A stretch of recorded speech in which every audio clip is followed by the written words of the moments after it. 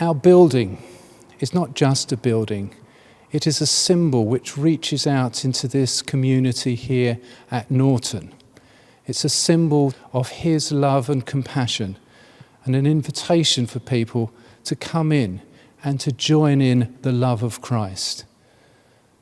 And so we love this place, O God, a place where you can dwell in our hearts and a place we can come and share together. A place where we can discover your comfort, your peace, a place where we can worship and find shelter and the life and love of Christ living amongst us.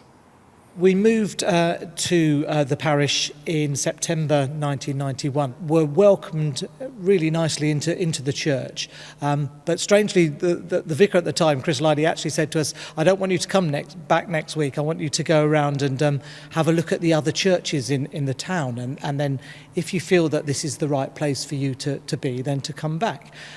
So we duly went off and spent probably at least a month, I think, surfing around the different churches in the town, but we felt really drawn back to St George's. I think because it was we live up on the Grange and because it's our parish church, I think it had a draw and it just felt the right place and certainly the most welcoming and friendly church that we'd been to.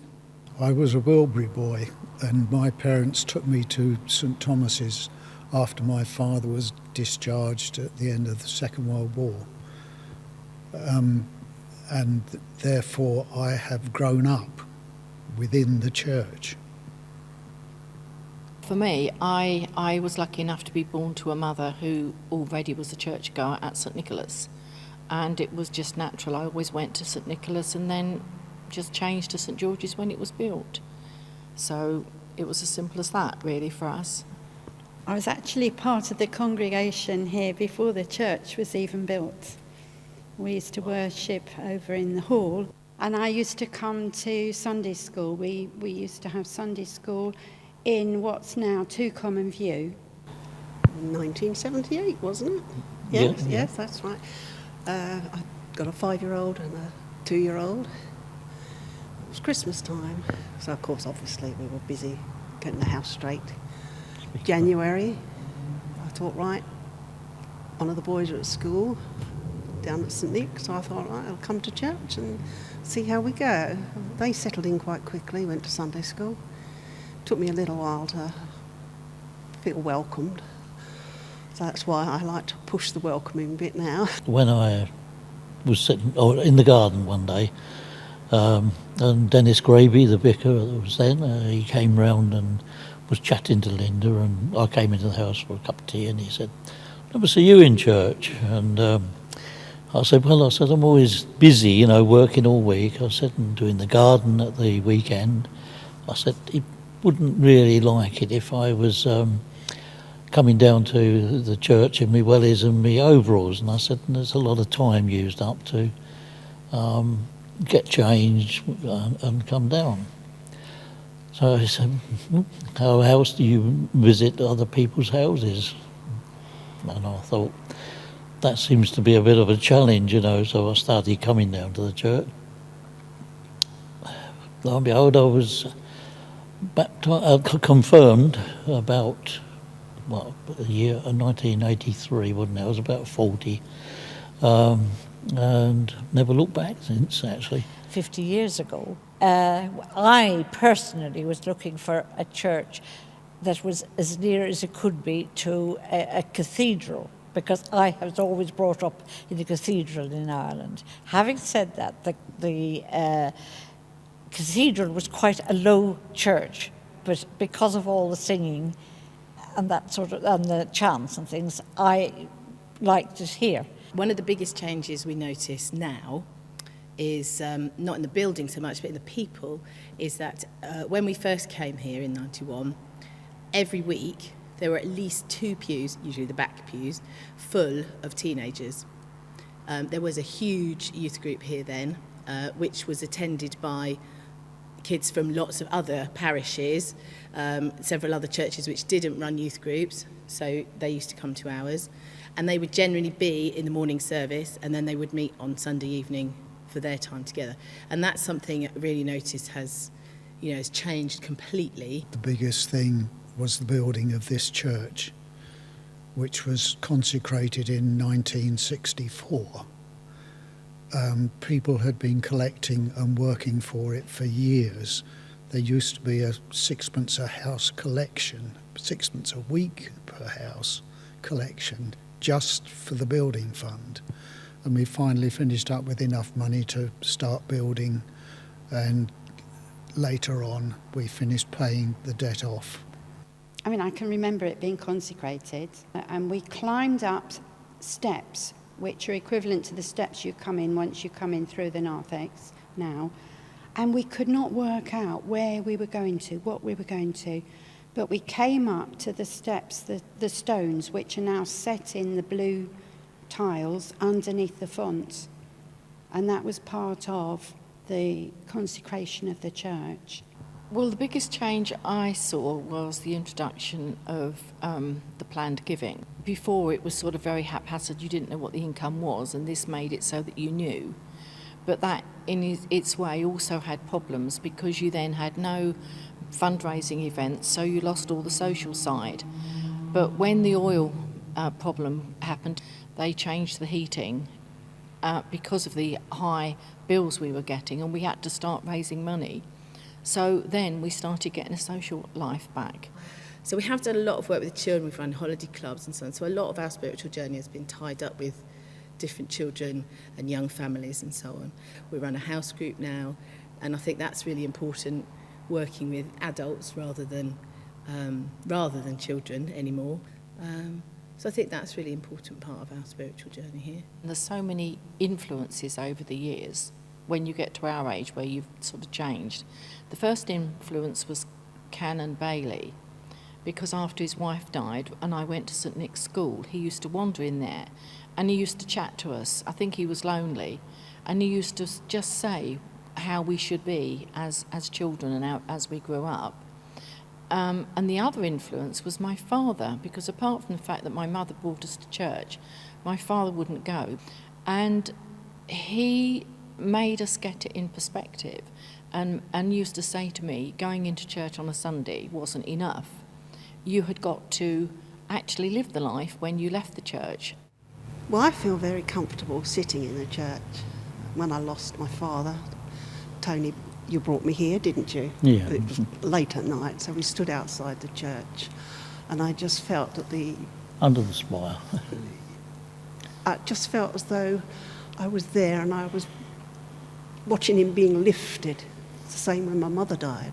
I walked from work up to here, and I just sat in here. That's how comfortable I feel within this church now. Mine was being church warden. Has a lot of benefits. You start to learn about people and their likes and their dislikes. And I just felt that I was getting a lot out of my religion because of being able to help the people and argue with them. So it has its good sides, and that's why I still keep coming, I suppose. My spiritual journey started way back when I was a youngster. It was just at the beginning of the Second World War. So the church was, in a sense, our hope, and we went there to pray for the troops, pray for peace and so on. So I've always been a Christian. It's something which I've taken for granted. It's always been part of me.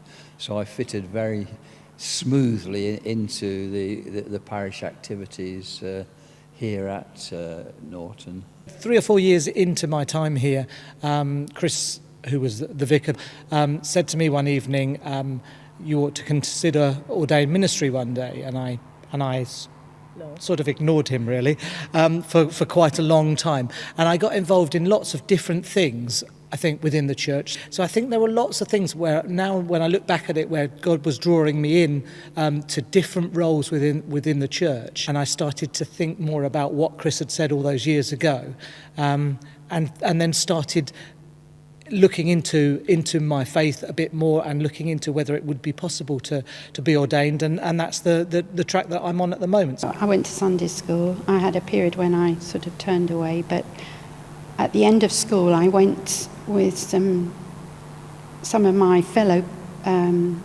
pupils at school. We went down to Lee Abbey community down there, and that was when I sort of dedicated myself. I'd already been confirmed, but I dedicated myself then. And I hope through my life I've always been doing things to further the gospel and to grow my faith. I think the big challenge will be as those who do the most become older and older, and it's hard to keep enough people coming behind that to keep going to keep as many things going as we do at the moment. I think that will be a real challenge. I think it's the biggest challenge is from outside influences. Life has changed enormously since we were young. Most of us women were at home during the day and could organise things. Now most of the women work. And also there wasn't football on Sunday for the children, and there's so much dragging the young families away. And what we need is something to bring the families back in, to commit the time. I think they're very loath to commit time because they think it's going to be boring and hard work. But you actually, if you have more people, it takes less time. And also, the work side of it, you can have such enormous fun. I've done catering and the Christmas markets and that, and spent so much time laughing. It really is worth the effort. Well, I've thought about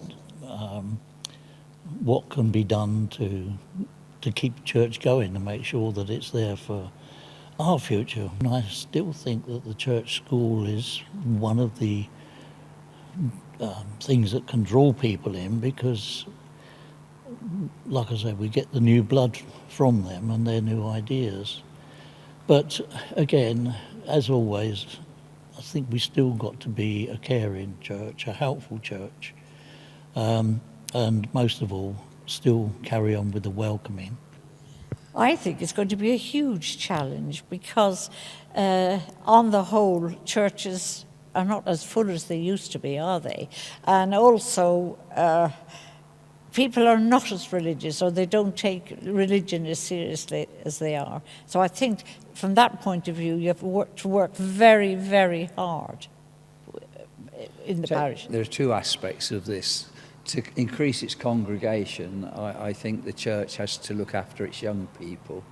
And being in education all my life, I've obviously always had an interest in young people, and I think we are particularly lucky to have the church school within our parish, and I think we have to look after this younger congregation. But at the same time, I think our church message has to reflect what is going on in society, and we have to be seen as being relevant to people. I think the work we do, for example, in relation to the food bank, our charitable giving, is all important, and we have to reflect these needs of society. I think people just have to see us enjoying ourselves as a Christian community, and they have to see that Christian community coming out into the wider community of the town and the worship of the town.